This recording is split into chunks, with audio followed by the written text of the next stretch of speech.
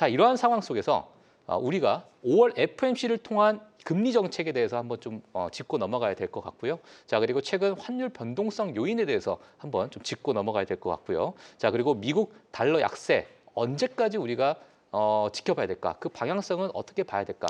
자, 이 부분도 우리가 한번 짚고 넘어가도록 하겠습니다. 자, 마지막으로 향후 외환 시장의 방향은 어떻게 우리가 바라봐야 될지, 자, 이 부분에 대해서 우리가 오늘 좀 풀어볼 텐데요. 자, 오늘 이 숙제를 좀 풀어주실 전 리만 브라더스 한국 대표 김준성 대표님을 모시고 이 이야기를 한번 이어가도록 하겠습니다. 안녕하세요, 대표님. 안녕하세요. 예.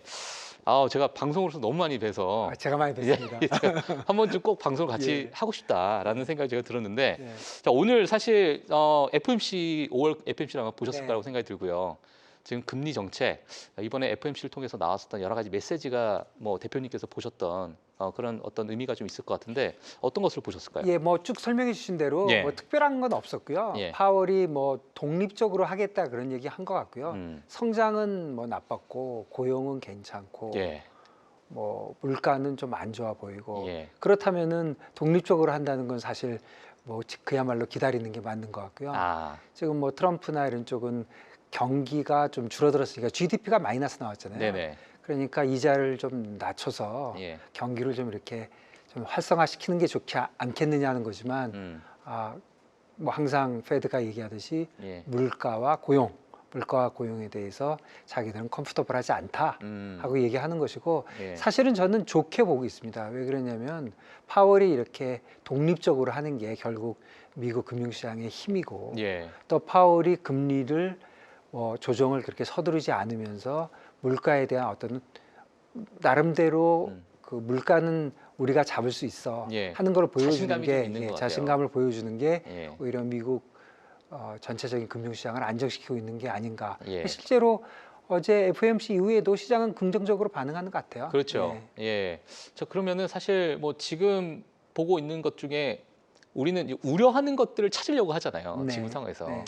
근데 이번 FOMC에서도 뭐 스태그플레이션에 대한 이야기가 잠깐 언급이 좀 됐던 네. 것 같아요. 네. 대표님께서는 지금의 미국 경기를 봤을 때 지금 FOMC에서 나왔던 그런 단어들, 특히나 뭐 스태그플레이션 같은 이러한 어떤 경기 침체를 보고 계시는지 뭐 어떻게 좀 보고 뭐 계시나요? 그냥 자체로만 보면은 경기가 나쁘고 물가가 안 내려오면 그게 스태그플레이션이니까 그렇죠. 그런 얘기를 하는 거지만 예. 실제로 지금 금리가 높은 수준이라고 봐야죠. 4.5%면 예. 그러니까 결국은 내려갈 거고 음. 뭐 결국은 쳐다보는 금리는 뭐 3% 정도 된다고 하면 예. 금년에 몇 번 내리고 내년 내후년에 몇 번 내리고 이런 결정이잖아요. 그러니까 시장이 아까도 얘기하신 대로 페드워치 보면은 뭐 4번 정도까지 갔던 게 다시 한 3번 정도. 그러니까 큰 그림으로 보면 금년에 한 3번 75bp 정도 내리고 내년과 내후년을 나눠서 또 내리고 그래서 결국 3% 정도 가는 것이 미국 전체적인 균형을 맞추는 거니까 그런 쪽으로 생각하고 있다고 생각하고 스태그플레이션이라든가 이런 거는 좀 과도한 얘기인 것 같고 과도한 얘기다. 예, 그리고 사실은 가장 큰 불확실성은 최근에 몇 달은 그냥 트럼프잖아요. 트럼프가 하도 난리를 치니까 예. 그 결과가 어떻게 될 건가 하는 건데 예. 트럼프도 일단은 어쨌든 예. 한 발 뒤로 물러섰기 때문에 불확실성에 대한 걸 계속 본다고는 하지만 예. 그래도 미국 시장은 저는 기본적으로 안정돼 가는 것이 아닌가.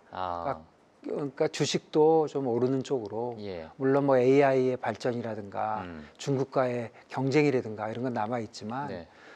특별히 문제가 없는 한 다시 정고점으로 가고 이자율도 안정이 되고 뭐 환율은 제일 어려운데 이자율이 많이 내려간다고 하면 환율은 오히려 또 약세가 좀 되고 뭐 반대면 반대고 이런 식으로 조금 안정으로 가는 그런 시발점이 아닌가 좀 그렇게 봤습니다. 뭐 사실 뭐 지금 뭐 단기적인 전망 자체가 너무나도 좀 불확실하다 보니까 네. 지금 당장에 뭐 미중 무역 관계가 어떻게 될지도 모르는 네, 상황이다 보니까 약간 좀 제한될 수도 있을 것 같은데 자, 그러면 지금 사실 시장에서 소위 얘기하는 우리 스마트 머니들이 먼저 움직이는 곳이 사실 채권 시장이나 또는 환율 시장에 많이 움직이고 있잖아요. 그러니까 오늘 우리가 좀 환율에 대해서 좀 이야기를 해보면서 향후 어떤 방향성을 좀 이야기하면 좋을 것 같은데 최근에 이 환율 변동성의 요인이 무엇이라고 대표님께서는 좀 보고 계세요? 사실은 글로벌 달러는 예. 별로 그렇게 안 움직이고 그러니까요. 있거든요. 예. 트럼프가 이제 시작한 다음에 트럼프가 취임했을 때가 당선이 되고 안 되고 할 때가 한 104 정도였고요. 네. 당선되고 취임할 때까지가 110까지 가서 음. 다시 쭉 내려와서 100 근처에서 사실 굉장히 안정돼 있어요. 99에서 100. 사실 금요일부터 예. 지금 금요일하고 저희가 월, 화 쉬었잖아요. 네, 그리고 네. 어제 오늘인데 금요일부터 사실은 시장에서 전혀 예측하지 못한 일들이 사실 좀 벌어졌거든요. 그러니까요. 아시아에서. 예, 예. 뭐 이런 것 같아요. 정확하게 알 수는 없지만 예. 금요일 날 오후쯤에 미국과 중국이 뭔가 무역에 관련돼서 좋은 얘기를 할 것 같아 하는 보도들이 좀 나온 거잖아요. 예. 실제로 보도가 좀 있었고 네. 그러다 보니까 미국하고 중국이 좋아지면 그러면 가장 그동안 그것 때문에 짓눌려왔던 아시아 수출 국가들이 좀 좋아지겠네. 아. 예, 그러면서 환율이 아시아 국가들의 환율들이 좀 내려왔으니까 강세가 된 거죠. 어. 강세가 됐는데 그 와중에 대만 쪽에서 예. 대만과 지금 미국이 무슨 이제 그런 무역 협정 같은 걸 하는데 미국이 야, 대만 너네들 좀 환율을 대만 달러를 강세로 시켜야 되는 거 아니야? 이런 얘기를 했다는 보도가 있었던 건지 뭐 네. 뭔지 모르겠습니다. 그러니까 이 환율이라는 것 자체가 뭐 하나로 우리가 결정짓기가 네. 너무 힘드니까요. 네. 지금 대표님께서는 지금의 어떤 일부 중국이나 아시아 국가 의 어떤 수출 기업들이 좋아질 것이다라는 기대감 때문에 강세가 아시아 통화가 강세가 일어났다. 그러니까 그러니까 현상은 어떤 일이 있었냐면 예. 금요일 날 오후부터 갑자기 다른 뭐 달러 이엔이나 달러 유로 달러는 거의 움직이지 않았는데 예.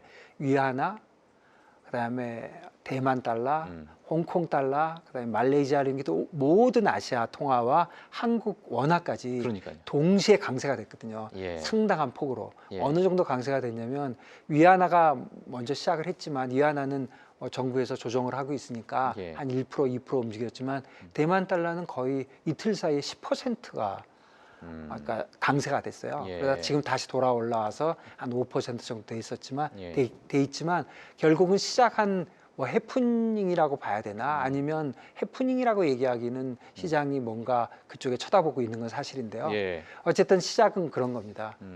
미국이 무역에 관련돼서 얘기를 하면서 각 나라별로 협정을 하는데 아시아 국가들한테는 특히 미국의 무역 흑자를 많이 내고 있는 아시아 국가 그게 어디입니까? 대만과 대만, 뭐, 한국, 지금 최근에 예. 일본 그렇죠. 이 셋이거든요. 예, 예. 대만이 6등, 예. 일본이 7등, 예. 우리가 8등이거든요. 네.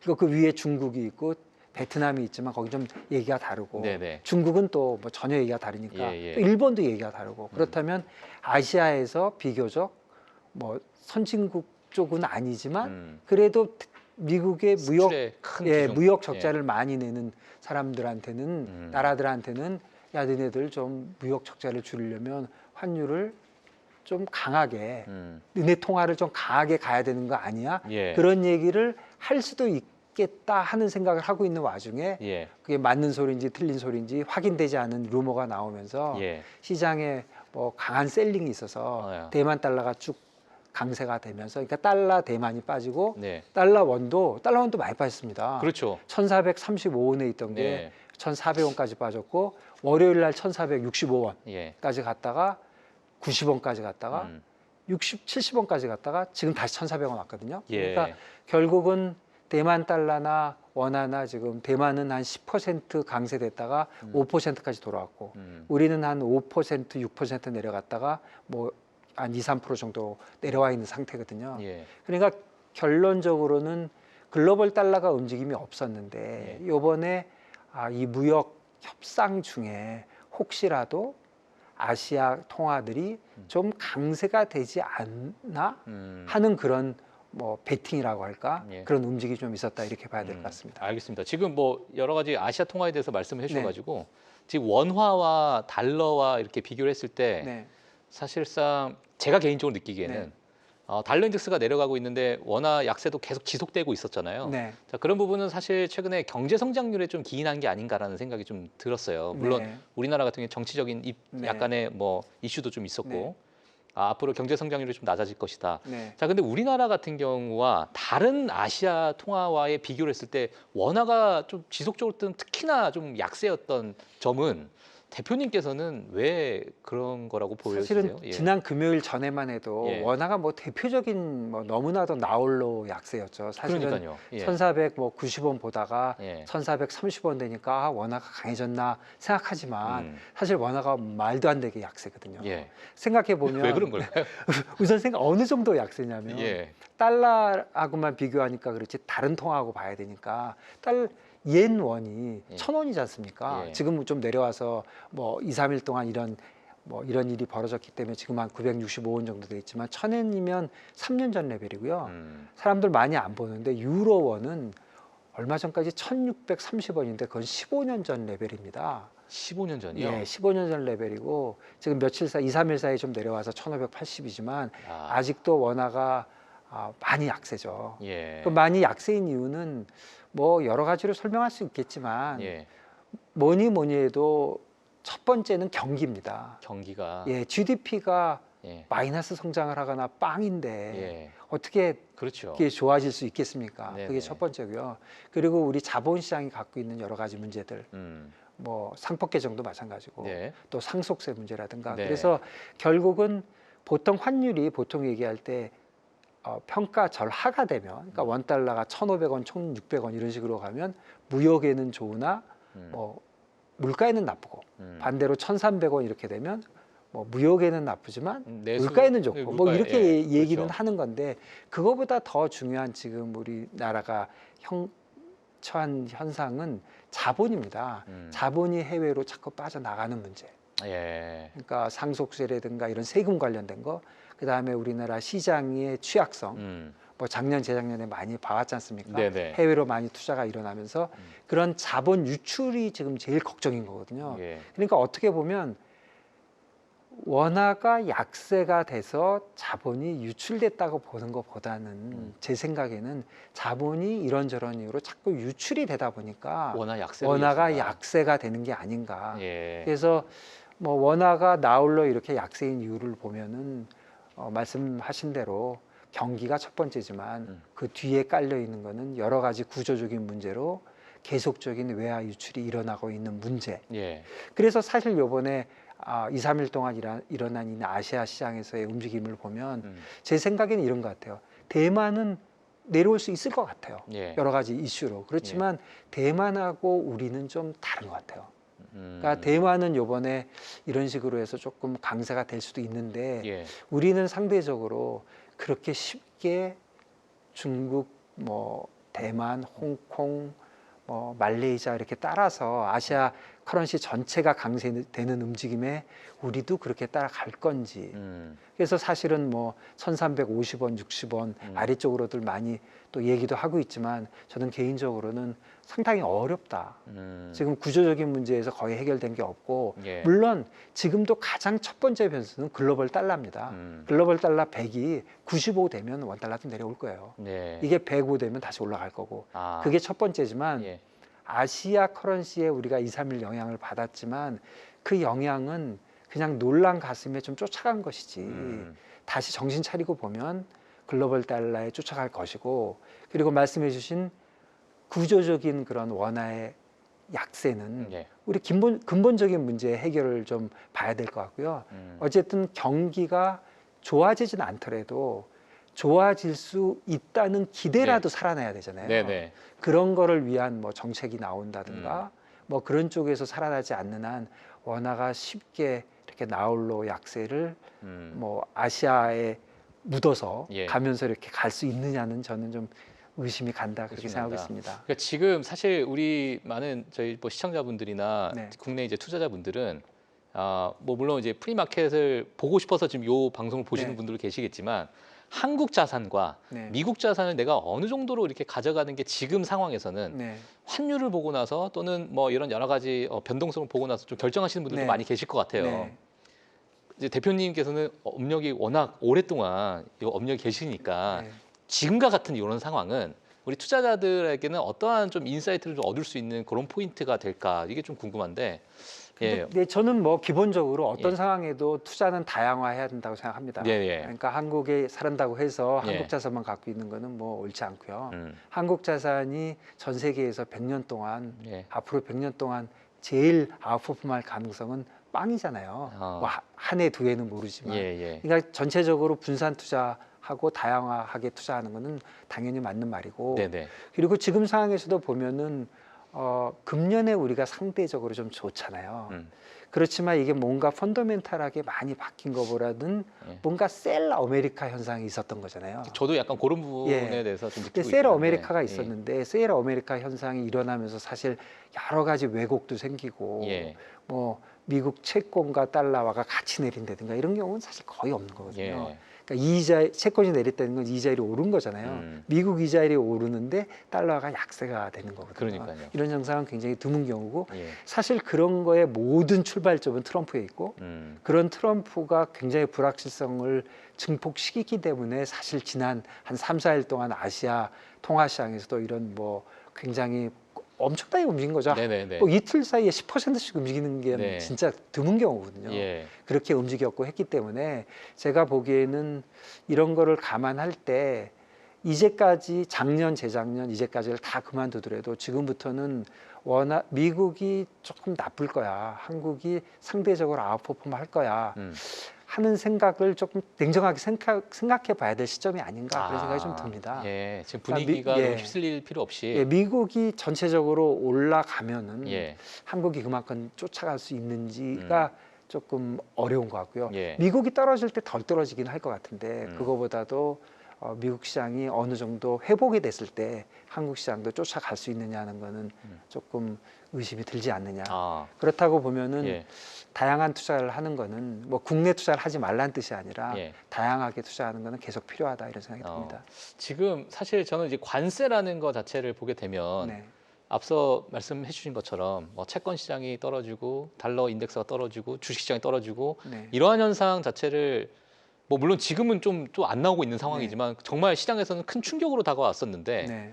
그 여파가 계속 이어질지 아닐지는 물론 지금 지켜봐야겠지만 제가 느끼기에는 약간의 기존에 있었던 질서가 좀 붕괴가 되고 있는 게 아닌가? 네. 과거에 정말 미국의 예외주의가 일부 어느 정도 훼손이 되고 이번에 원달러 환율도 미국 자산을 좀 팔고 일부 다른 나라로 특히나 뭐 중국이나 그 외의 주변국으로 옮겨가는 게 아닌가라는 그런 생각들도 내심 좀 들긴 했었거든요. 아니요, 캐시플로가 많이 있었던 것 같고요. 예. 셀 아메리카 되는 순간에 예. 미국에 있는 주식을 팔아서 예. 보통 같으면 미국 주식을 팔면 미국 채권으로 가거든요. 예.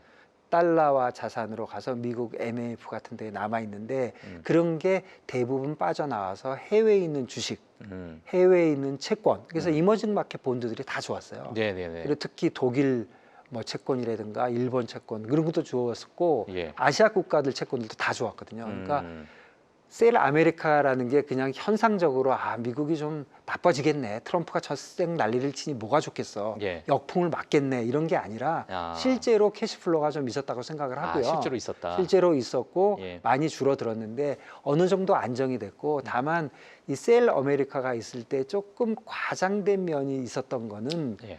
그 미국 채권에 예. 대한 위상을 조금 미국 채권이 뭐 일본이 판다든가 중국이 판다든가 이러면은 위상이 무너지지 않을까 예. 하는 거는 조금 아직까지는 세계 경제가 그렇게 움직이지 않는 것 같고요. 잘 아직은 아시다시피 네. 미국 국채가 모든 프라이싱의 기초가 되고 있잖아요. 그렇죠. 예. 리스크 프리 어셋이고 예. 그리고 미국 국채 외에 다른 대안도 많지 않고 또 그만큼 리퀴드한 자산도 없고 네. 그런 쪽도 강하고 또 달러의 위상도 많이 흔들리고 있지만 사실 달러를 대체할 수 있는 게 거의 없지 않습니까? 금이 대체를 하겠습니까? 예. 비트코인이 하겠습니까? 뭐 스위스 프랑이 하겠습니까? 예. 엔화가 하겠습니까? 그래서 미국의 위상을 건드리는 정도까지 셀 아메리카가 일어난 건 아니고 실제로 사실 트럼프가 한 발을 뺀 순간이 미국 국채가 급등을 할 때, 예. 그러니까 이자가 급등하는 거죠. 네네. 국채가 많이 빠질 때 그때 베슨트가 가서 이건 좀 아닌 거 아니냐고 얘기를 했다는 루머가 있거든요. 실제로 베슨트가 만난 다음에 1시간쯤 있다가 그런 얘기가 나왔으니까 예. 그게 뭐 일부 맞는 말일 수 있는데 어쨌든 트럼프도 예. 미국 트레저리의 어떤 위협이 느끼는 정도의 순간에는 한 발을 뺐고 네. 그리고 트럼프가 앞으로도 불확실성을 계속 일으키긴 하겠지만 한 발 뺐다가 다시 그렇게 강하게는 못 갈 거로 생각이 되고 그렇다면은 미국 시장에서 금리와 환율과 주식의 관계가 옛날 쪽으로 좀 돌아가는 게 아니냐. 그렇다고 보면 뭐 둘 중에 하나인데 네. 저는 개인적으로는 미국 주식이 그런 대로 돌아설 거라고 본다면 그때 과연 한국 주식이 그만큼 다 쫓아갈 수 있는지 거기에 대해서는 조금 의심을 갖고 예. 있습니다. 그러니까 일부 뭐 사실 뭐 자산의 뭐 리밸런싱의 네. 과정일 수도 있고 네. 뭐 그건 다 이제 뜯어봐야겠지만 네. 나중에 네. 역사가 좀 지나고 나서 네. 하여튼 뭐 그런 과정 속에서 여전히 미국은 강하다. 경기는 좀 강하고 어찌 보면은 지금 상태에서 달러나 여러 가지 그런 뭐 채권 시장이나 무너질 일은 전혀 없고 오히려 뭐 기회를 결국은 트럼프가 어디까지 가느냐가 관건이었는데 관건인데 일단 한번 멈춘 거 아닙니까? 중국은 근데 여기서 수긍할 거라고 생각하세요? 중국도 예. 그렇게 정치가 뒤에 국내 정치가 있기 때문에 예. 겉으로는 절대로 그럴 것 같지는 않고요. 예. 겉으로는 뭐 항상 그 수사들이 있잖아요. 뭐 하지만 속으로는 음. 중국이나 미국이나 뭐 거의 자해 행위를 하고 있는 거잖아요. 그러니까 어느 정도 해결은 볼 거지만 네네. 그렇지만 뉴스에서 볼 때는 뭐 좋은 소리는 안 들릴 겁니다. 네. 어떻게 미국한테 그래 네가 그렇게 하니까 내가 그렇게 할게 그렇게 할 수는 없는 거죠. 그렇죠. 다 정치가 안 돼요. 예. 뒤에는 자기 나라 국민이 쫙 있는데요. 예. 그러니까 그런 거를 기대할 수는 없지만 이 정도까지 갔으면 시장이 지금 보는 것처럼 진짜 최악의 순간은 지나가고 있다 이런 생각이 지나가고 듭니다. 있다. 예. 알겠습니다. 저 마지막 질문 하나만 네. 좀 드리도록 하겠습니다. 그러면 지금 뭐 여러 가지 환율 시장에 대해서 우려하시는 분들 좀 많이 계실 네. 텐데요. 앞으로의 그 이 변동성이 좀 이제 완화가 되고 좀 안정화될 것으로 보고 계시는지 뭐 그에 따라서 앞으로 시장 자체가 좀 방향성을 지금 방금은 조금 좋은 방향으로 좀 말씀을 좀 해주셨는데 예, 이 부분을 좀 어느 정도 올해 들어서 네. 뭐 여러 가지 데이터가 나오는 시점이 뭐 6월, 7월, 8월쯤에 아마 이 관세 관련된 데이터 나올 네. 것이고 뭐 이런 부분을 봤을 때 전반적으로 좀 거시적으로 봤을 때는 방향성을 어떻게 보고 계세요? 환율만 갖고 얘기하면요. 예. 우선은 우리나라 환율이 지금 1,400원이거든요. 딱요. 여기서 오르는 게 좋은지 내리는 게 좋은지부터 어렵거든요. 어렵다 지금은. 예. 그런데 사실은 내리는 거 워낙 강세 쪽이 좋겠죠. 뭐 전에 1,400원, 1,500원 올라갈 때 우리 엄청 걱정했는데 예. 요번에 많이 내려가니까 너무 내려가면 너무 위험한 거 아니라 하지만 사실은 제가 볼 때는 내려가는 쪽이 그래도 우리나라 경제에는 좀 난 쪽인 것 같아요. 네네. 아무래도 뭐 무역이 꼭 올라간다고 좋아지는 것도 아니고 아까 말씀드린 대로 자본 유출이라든가 그런 거를 좀 막아주고 예. 한국에 투자가 좀 되고 전체적으로 되려면 원하는 어느 정도 조금이라도 강세 쪽으로 가는 게 그러니까 1,380원, 1,360원 쪽으로 가는 게 우리나라는 좋은 것 같은데요. 물론 제가 틀릴 수 있는데요.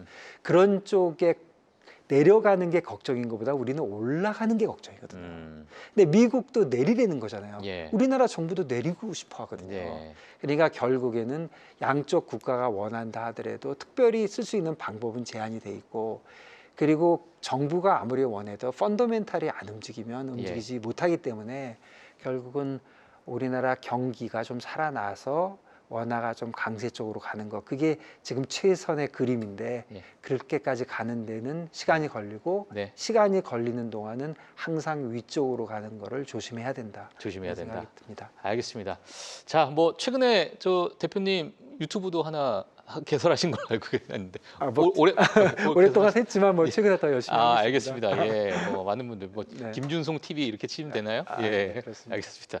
자, 우리 지금 원달러 환율에 대해서 또는 지금의 여러 가지 FMC 또 금리 정책에 대해서도 말씀해 주셨고, 자 앞으로 이 환율에 대해서 또 어떤 방향이 있을지 저희가 또 프리마켓 뉴욕을 보시는 분들 또 저희 김준송 대표님과 함께 또 이야기 나중에 또 들어보도록 하겠습니다. 감사합니다. 감사합니다. 예. 네, 자 5월 8일 어버이날 프리마켓 뉴욕 준비한 내용은 여기까지입니다. 저희는 내일 이 시간에 또 7시에 찾아뵙도록 하겠고요. 최근에 뭐 많은 이야기들이 좀 나오고 있고 이번 주에 정말 빅 딜들이 기다리고 있다 보니까 저희 프리마켓 뉴욕에서도 이러한 뉴스들 업데이트를 해드리도록 하겠습니다. 시청해주신 여러분 감사합니다.